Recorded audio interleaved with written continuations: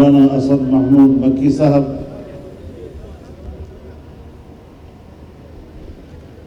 محترم رانا ثناء اللہ صاحب، اسٹیج پر موجود تمام اکابرین، علماء، مشائخ، بزرگان ملت، میرے دوستوں اور بھائیوں،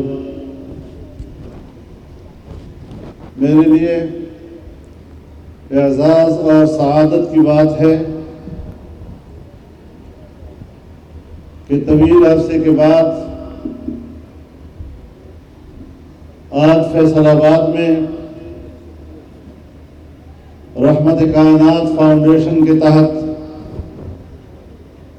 منعقدہ اس ناموس رسالت کانفرنس میں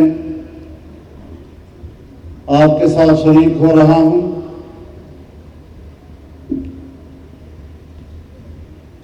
ایک اچھے عنوان کے ساتھ، ایک مقدس عنوان کے ساتھ یہ اجتماع منعقد ہو رہا ہے، اور جناب رسول اللہ صلی اللہ علیہ وسلم کی رحمت کو دنیا میں فروغ دینے کے لیے اس کام کا آغاز کیا گیا ہے۔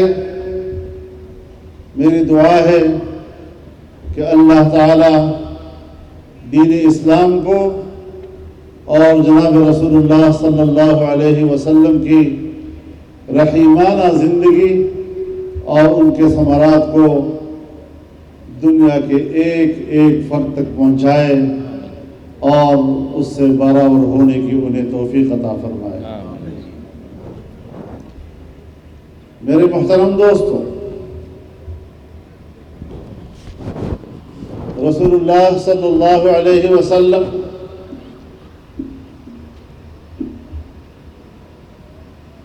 سیرت کے اعتبار سے بھی اتنے عظیم تھے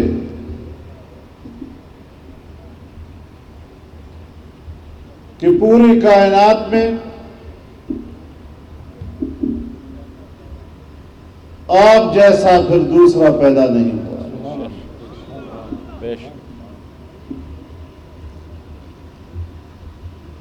صورت کے اعتبار سے بھی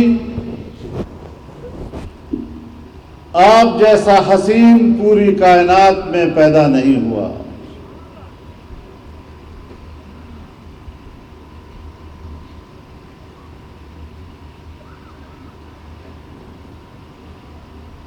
تمام ائمہ مجتہدین اور محدثین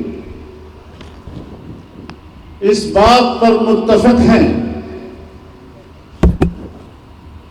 کہ جناب رسول اللہ صلی اللہ علیہ وسلم کو اللہ تعالی نے جو ظاہری حسن عطا کیا تھا، اس ظاہری حسن کا حقیقی ادراک بھی قوت بشری سے باہر ہے۔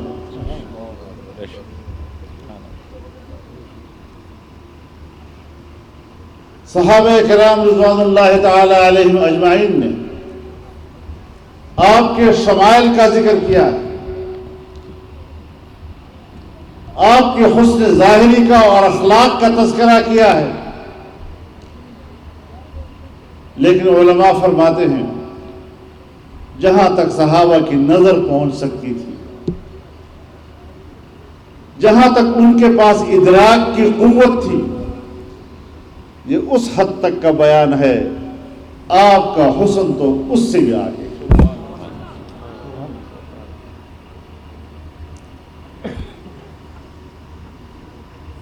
اسی لیے اللہ رب العزت نے آپ کو مخاطب کیا، وما ارسلناک الا رحمۃ للعالمین، ہم نے آپ کو تمام جہانوں کے لیے رحمت بنا کر بھیجا ہے، یعنی آپ کی رحمت عام ہے۔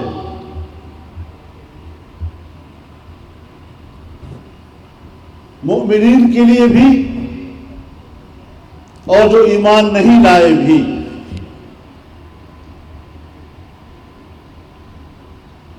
جو ایمان لائے دنیا اور آخرت دونوں میں آپ ان کے لیے رحمت ہیں، لیکن جو ایمان نہیں لائے ان کے لیے بھی آپ رحمت،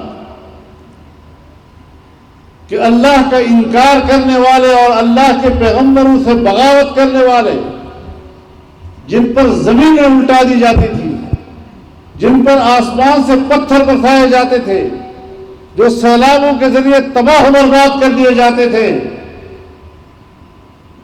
جو طوفانوں کے ذریعے ملیامیٹ کر دیے جاتے تھے، آپ کی تشریف آوری کے بعد اب دنیا میں کافروں کے ساتھ بھی ایسا نہیں ہوگا۔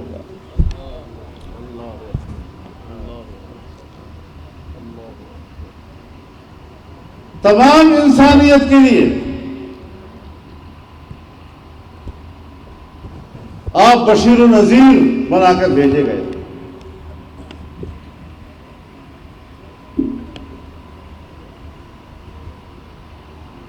تاکہ انسانیت کو آپ تعلیم دے سکیں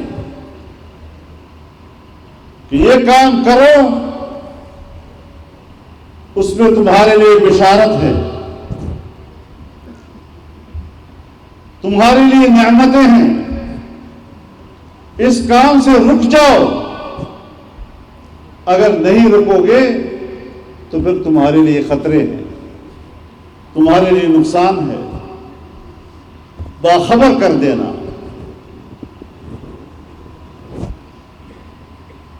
لیکن آپ کی جو تعلیمات تھی، جہاں کسی کو آپ نے ذمہ دار مقرر کیا، نمائندہ مقرر کیا، تو آپ نے ساتھ ساتھ یہ بھی نصیحت کی کہ بشروا ولا تنفروا، یسروا ولا تعسروا۔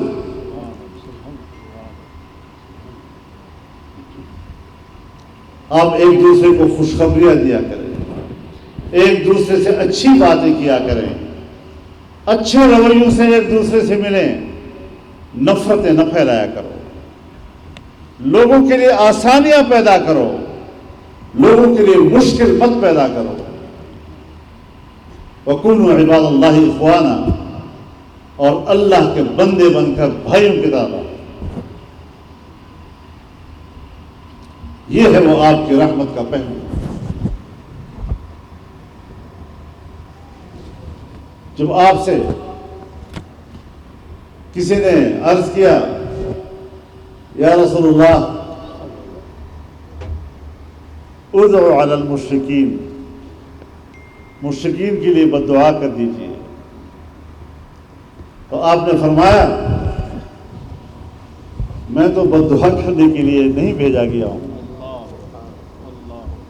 میں تو رحمت اور لوگوں کو ہدایت دینے کے لیے بھیجا گیا ہوں۔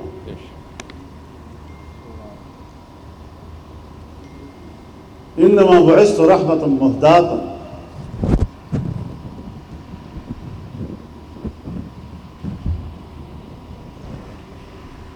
آج آپ کی حیات طیبہ کا یہ پہلو ہمارے معاشرے سے کہاں چلا گیا؟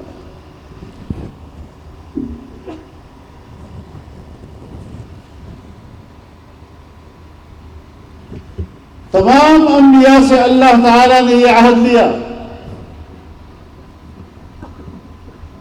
وَإِذَا أَخَذَ اللَّهُ مِيثَاقَ النَّبِيِّينَ لَمَا آتَيْتُكُم مِّن كِتَابٍ وَحِكْمَةٍ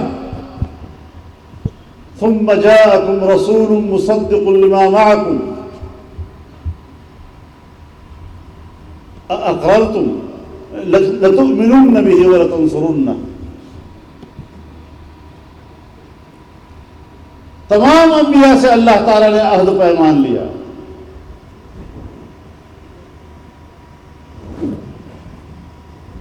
کہ تمہارے بعد ایک پیغمبر آئے گا،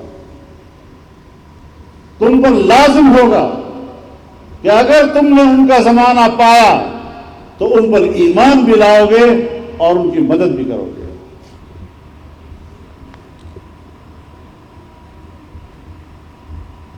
قال أأقررتم على ذلكم قال أأقررتم وأخذتم على ذلكم إصري، کیا تم نے اقرار کر لیا اور تم نے میرے ساتھ یہ عہد قبول کر لیا؟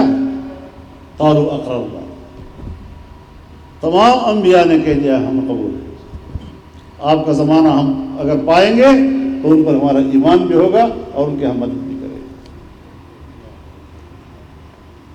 اور پھر شب معراج میں بیت المقدس میں تمام انبیاء کی امامت، اس ساری باتوں کا اظہار ہوا نا۔ آپ کی امامت میں نماز پڑھی، آپ پر ایمان لائے، تو قیامت تک کے لیے پوری انسانیت کے رہنما جناب رسول اللہ صلی اللہ علیہ وسلم، اگر حضرت عیسیٰ علیہ السلام بھی آئیں گے تو آپ کے امتی بن کر آئیں گے۔ اور فرمایا کہ اگر حضرت موسیٰ علیہ السلام بھی میرے بعد ہوتے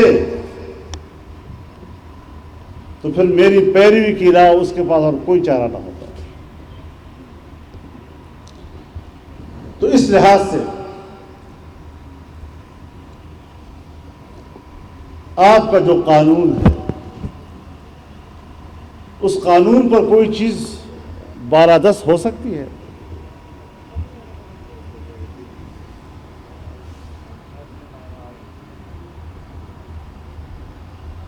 یا ایھا الذین آمنوا لا ترفعوا اصواتکم فوق صوت النبی ولا تجهروا له بالقول كجهر بعضكم لبعض ان تحبط اعمالكم۔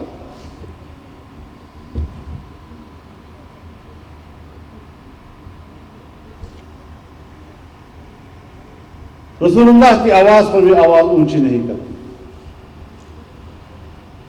جس طرح تم آپس میں ایک دوسرے کو بلاتے ہو، رسول اللہ کو ایسا نہیں بلانا۔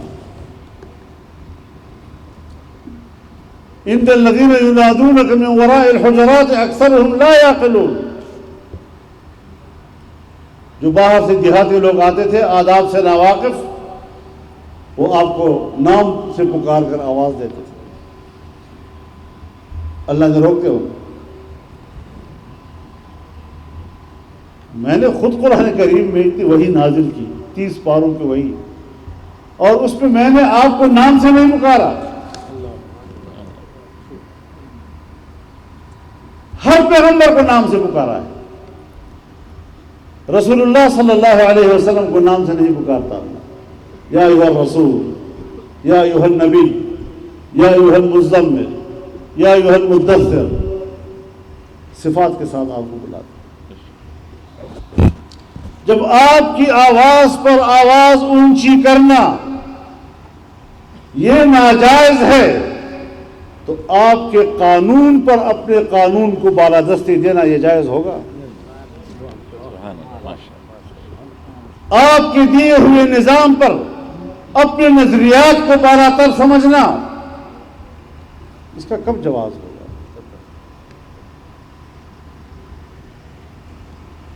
ما كان لمؤمن ولا مؤمنة إذا قضى الله ورسوله أن يكون لهم الخيار۔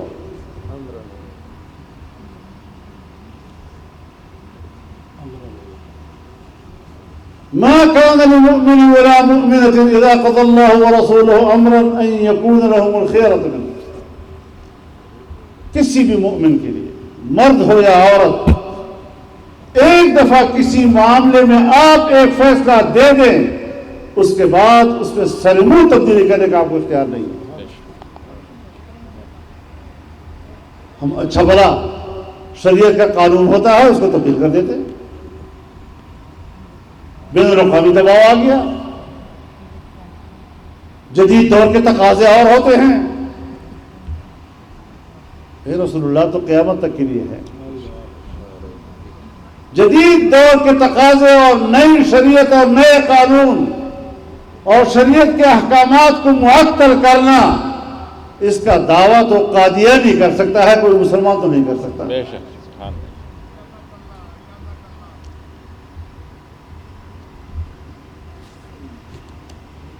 یہ احساس ہمارا کہاں چلا گیا؟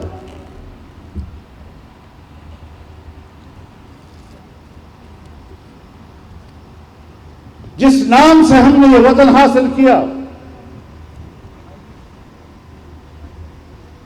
کیا ہم اس وطن کو ایک محفوظ ریاست کہہ سکتے ہیں؟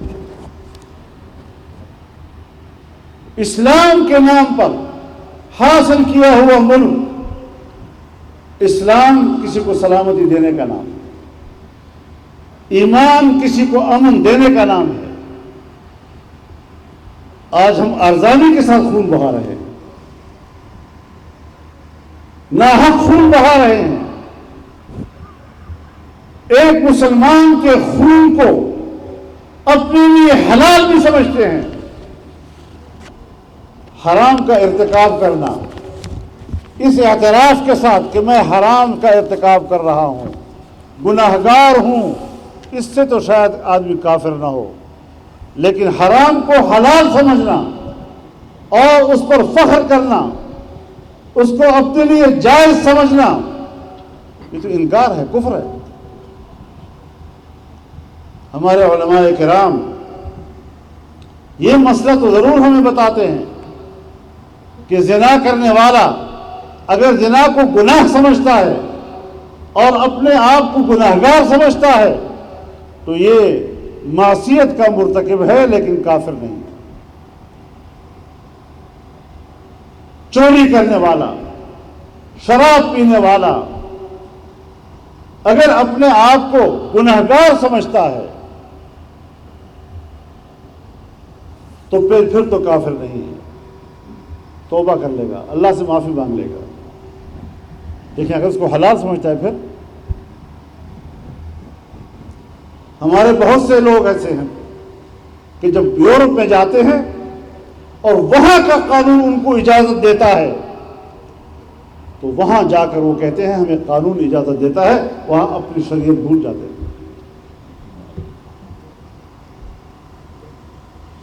ان کی شریعت کے اس خطرناک پہلو کا علم نہیں،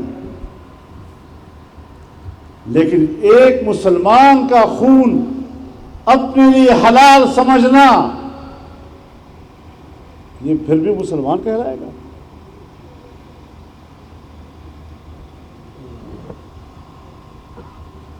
رسول اللہ صلی اللہ علیہ وسلم فرماتے ہیں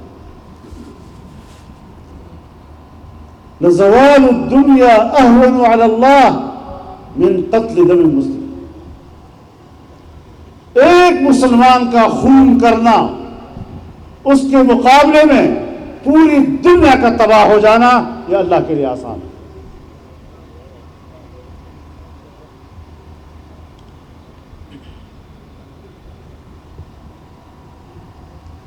اور ہم آسانی کے ساتھ انسان کو قتل کر لیتے ہیں، جیسے مرغی ذبح کی جاتی ہے۔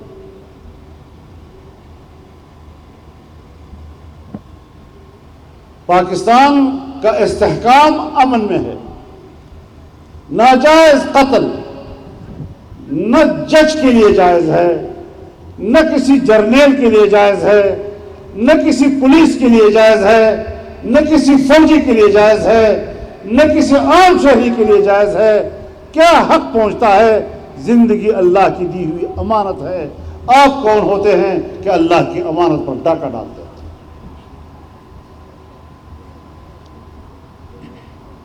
جمعیت علماء اسلام نے ہمیشہ اپنی سیاست میں اس پہلو کو اجاگر کیا ہے۔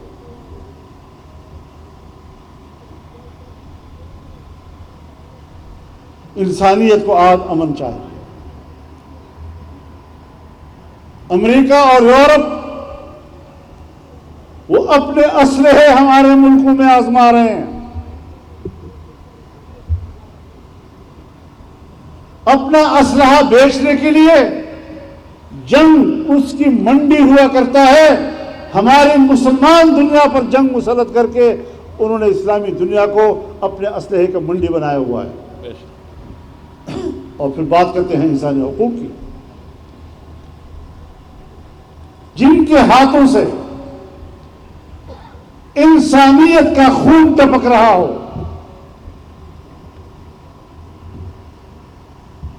انسانی حق کا خون ہو رہا ہو، انہیں کم از کم انسانیت کی قیادت کرنے کا کوئی حق حاصل نہیں۔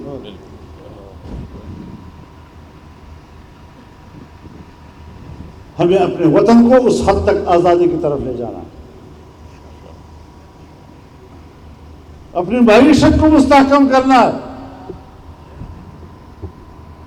کیونکہ اسلام مملکتی زندگی میں دو باتوں کو اہمیت دیتا ہے، ایک امن اور ایک معیشت۔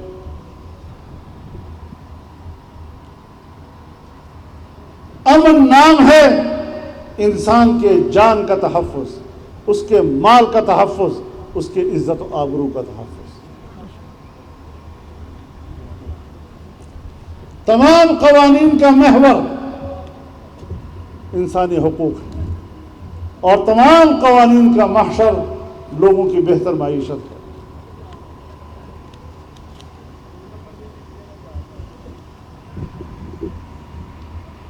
آج ہمارے ملک میں یہ دونوں نہیں ہیں۔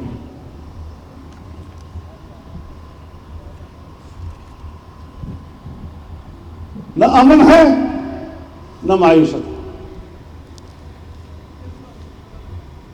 معیشت کا مسئلہ ہمارے ہاں ہمیشہ ہے، اتار چڑھاؤ رہتا ہے، لیکن 2017 اور 2018 میں پاکستان دنیا کی معیشت کے 24ویں نمبر پہ تھا۔ پھر اس کے بعد ایک حکومت آئی، کہنے لگا میں نے ریاست مدینہ بنانا ہے، تو پاکستان دنیا کی معیشت کا 47ویں نمبر پہ چلا گیا۔ آج ہمارے پڑوس میں G20 کے ممالک کا عالمگیر اجتماع ہوا سربراہی۔ اگر اس ترقی کا سلسلہ چلتا رہا آج ہم بھی G20 میں ہوتے، لیکن ہم تو 24 سے 47 پہ چلے گئے۔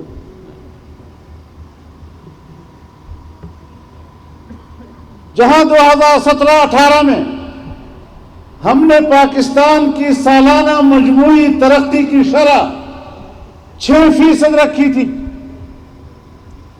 پھر ایسی حکومت آئی کہ جس نے ہماری معیشت کو -0 کر دیا۔ یہ بھی پاکستان کی تاریخ کا ایک بجٹ تھا، -0۔ کس بات پہ فخر کرتے ہو؟ تمہارا فخر کرنا تو ایسا ہے جیسے مرغی گندگی میں چونچ مارتی ہے اور وہی چونچ اونچی میں رکھتی ہے۔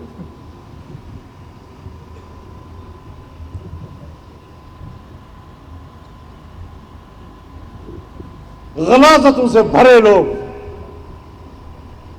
آج پاکستان میں اپنے آپ کو صاف ستھرا کہنے کا دعوے دار۔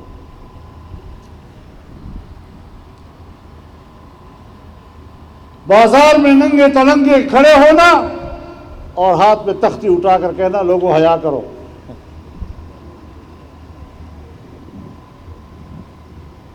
اس قبانش کے لوگوں سے ہمیں واسطہ پڑا ہے، جس نے معاشرے کو تباہ و برباد کیا،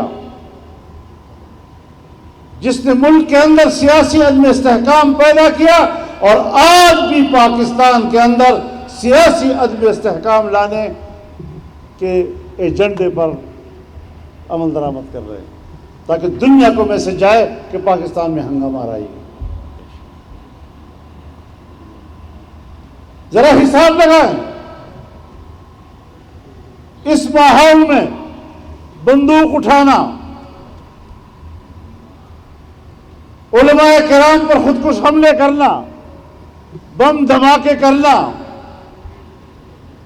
مستونگ میں میلاد النبی کے جلوس پر دھماکہ کرنا، ہنگو کے شہر دوابہ کے مسجد میں نمازیوں کے اوپر دھماکہ کرنا، کیا دنیا کو پیغام دینا چاہتے ہو؟ یہی پیغام نا کہ پاکستان میں سرمایہ کاری نہ کرو، یہاں حالات ٹھیک نہیں ہیں، سرمایہ کاری کے لیے حالات ناسازگار ہیں، یہی ایجنڈا ہو سکتا ہے۔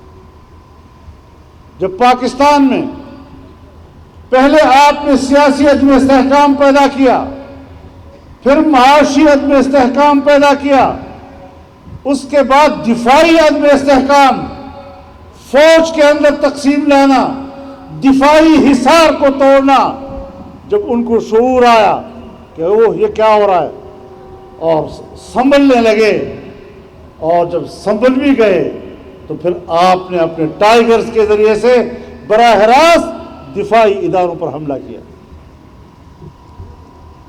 تاکہ ملک کے دفاعی حصار ٹوٹ جائے۔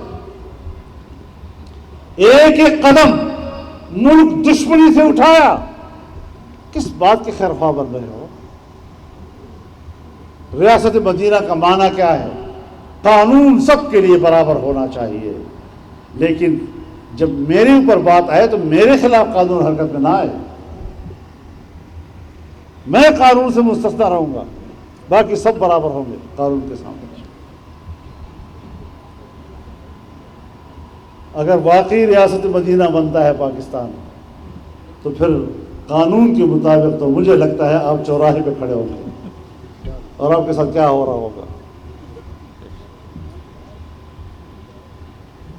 تو یاد رکھیں، ہم ایک نظریاتی جنگ میں ہیں۔ ہم نے پاکستان کے اندر اسرائیل کے ایجنڈے کو مسترد کیا ہے، ہم نے پاکستان کے اندر ختم نبوت کے تحفظ کے آئینی ترمیم پر حملے کو مسترد کیا ہے۔ دباؤ ہمارے اوپر کیا ہے؟ مذہبی لحاظ سے قادیانیوں کو دوبارہ مسلمان تسلیم کرو، اسرائیل کو تسلیم کرو، فلسطینیوں کی بات نہیں۔ اور میں خیر مقدم کرتا ہوں کہ اسرائیل بننے کے بعد دنیا میں صرف سعودی عرب وہ ملک ہے کہ جس نے پہلی مرتبہ فلسطین میں اپنا سفیر بھیجا ہے، ریاست فلسطین کو تسلیم کر لیا ہے۔ پروپیگنڈے ہوتے تھے نا، اسرائیل کو تسلیم کر رہے ہیں، اسرائیل کو تسلیم کر رہے ہیں، انہوں نے فلسطین کو تسلیم کر لیا۔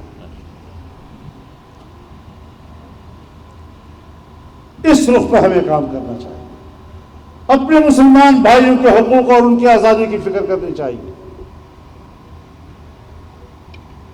میں ان کی قیادت کی اس بیان کا بھی خیر مقدم کرتا ہوں کہ فلسطین اور کشمیر ایک جیسے مسئلے ہیں، انسانی حقوق اور ان کی آزادی کا مسئلہ ہے اور اسے ترجیح ملنی چاہیے۔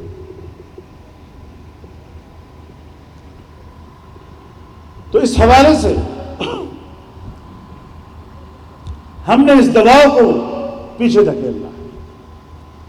دینی مدارس کے حوالے سے بھی ہم پر دباؤ ہے، حالانکہ دینی مدرسہ تو پورے برصغیر کا مسئلہ ہے، ہندوستان میں بھی دینی مدرسہ ہے، بنگلہ دیش میں بھی ہے، اس سے ہم پہ دباؤ کیوں؟ IMF کا دباؤ ہمارے اوپر، FATF کا دباؤ ہمارے اوپر، معیشت کا دباؤ ہمارے اوپر۔ آئین میں ترمیم کرو، تم کون ہوتے ہو ہماری ترمیم، ہمیں ترمیم پہ مجبور کرنے والے؟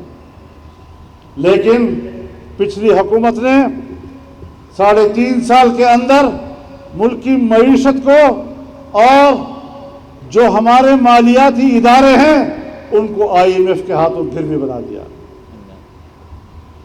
اسٹیٹ بینک کو IMF کے حوالے کر دیا، ملک کی معیشت کو آپ نے تباہ کیا، دلدل میں آپ لے گئے۔ اور جب میں لفظ دلدل استعمال کرتا ہوں تو اس کا مطلب یہ ہوتا ہے کہ دلدل جس سے آپ نکلنے کی کوشش کرتے ہیں لیکن آپ دھستے چلے جاتے ہیں۔ رانا ثناء اللہ صاحب موجود ہیں، ان کی موجودگی بھی میں کہتا رہا ہوں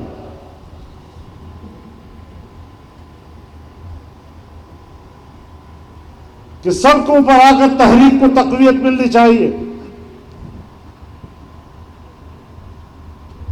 عدم اعتماد سے آپ ان کی مشکل اپنے گلے میں ڈال لیں گے اور پھر جب مہنگائی بھی بڑھے گی، روپے بھی آپ کے قابو میں نہیں آئے گا، وہ بھی IMF کے قابو میں ہوگا، قیمتیں چڑھانا بھی اس کے ہاتھ میں، قیمتیں اتارنا بھی اس کے ہاتھ میں، ٹیکسز بڑھانا بھی اس کے ہاتھ میں، ٹیکس کو کم کرنا بھی اس کے ہاتھ میں، آپ کا بجٹ بنانا بھی اس کے ہاتھ میں. پھر آپ بتائیں آپ قوم کو کیا جواب دیں گے؟ تو رانا صاحب میں اپنا فرض پورا کر چکا ہوں. باقی ہم نے اتحاد نہیں توڑا کیونکہ ہم نے ایک رہنا تھا.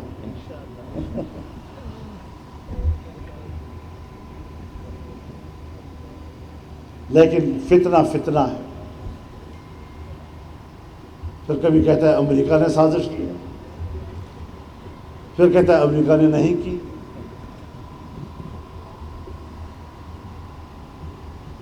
صبح ایک بیان، شام کو دوسرا بیان. پھر ٹائگرز تیار کرتا ہے، دہشت گرد تیار کرتا ہے. یہ سارے وہ مسائل ہیں کہ پبلک کو یہ چیز سمجھنی چاہیے. ایک پیسے کی سرمایہ کاری پاکستان میں نہیں ہوئی. جو سرمایہ کاری تھی اسے ڈبو دیا گیا. سی پیک کے پورا منصوبہ جس پر چائنا نے 70 ارب ڈالر پاکستان میں پھینک دیے تھے، اس کو مکمل طور پر تباہ فریز کر دیا گیا. دیا کیا ہے اپنے ملک کو؟ اب ہم اٹھانا چاہتے ہیں، اب اٹھ نہیں رہا معاملہ. اب سارے زور لگا رہے ہیں، سیاستدان بھی زور لگا رہے ہیں، جرنیل بھی زور لگا رہے ہیں کہ کسی طرح ہم اس مشکل سے نکلیں، لیکن ابھی سبیل نظر نہیں آ رہی. ایسا تباہ ہو اور پھر دوبارہ ان کو حکومت دینا. اس لیے میں عوام سے کہنا چاہتا ہوں کہ پوری دنیا بیٹھی ہوئی ہے. چائنا جیسا دوست، سعودی عرب جیسا دوست، امارات، جتنے پاکستان کی مدد کرنے والے اس کے دوست ہیں، انہوں نے مٹھیاں بند رکھی ہوئی ہیں کہ اگر خدا نخواستہ پھر یہ آتا ہے دوبارہ تو پھر ہمارا پیسہ ڈوب جائے گا، اور جس کو یہ چور کہتا ہے اس کو وہ پیسہ دینے کے لیے تیار ہے. ان حالات میں ہم زندگی گزار رہے ہیں. لیکن میں پھر بھی کہتا ہوں کہ جب تک ہم اللہ کے سامنے سر نہیں جھکائیں گے، جب تک ہم جناب رسول اللہ صلی اللہ علیہ وسلم کے دیے ہوئے نظام کو پاکستان کا نظام نہیں بنائیں گے، ہم اللہ کی رحمت کے مستحق نہیں بن سکیں گے. اور اللہ کی رحمت کے جب مستحق نہیں ہوں گے تو یا بدامنی ہوگی اور یا آپ کا معیشت تباہ ہوگی، بھوک اور افلاس ہوگا. ان سب سے نکلنے کے لیے ہمیں رسول اللہ صلی اللہ علیہ وسلم کے اسوہ حسنہ کو اپنا رہنما بنانا پڑے گا، تاکہ ہم ایک محترم اور مقدس ریاست تعمیر کر سکیں اور پاکستان کو ترقی کے راہوں پر لے جا سکیں. میں رحمت کائنات فاؤنڈیشن کا جہاں شکر گزار ہوں، فیصل آباد جمعیت علماء اسلام نے جو ان کے ساتھ مدد اور تعاون کیا ہے اور بھرپور معاونت کی ہے، میں اس حوالے سے جناب شاہ صاحب، زکریا صاحب اور جمعیت علماء فیصل آباد کا بھی شکر گزار ہوں اور ان کو اس کامیاب کانفرنس پر مبارکباد پیش کرتا ہوں. وآخر دعوانا ان الحمدللہ.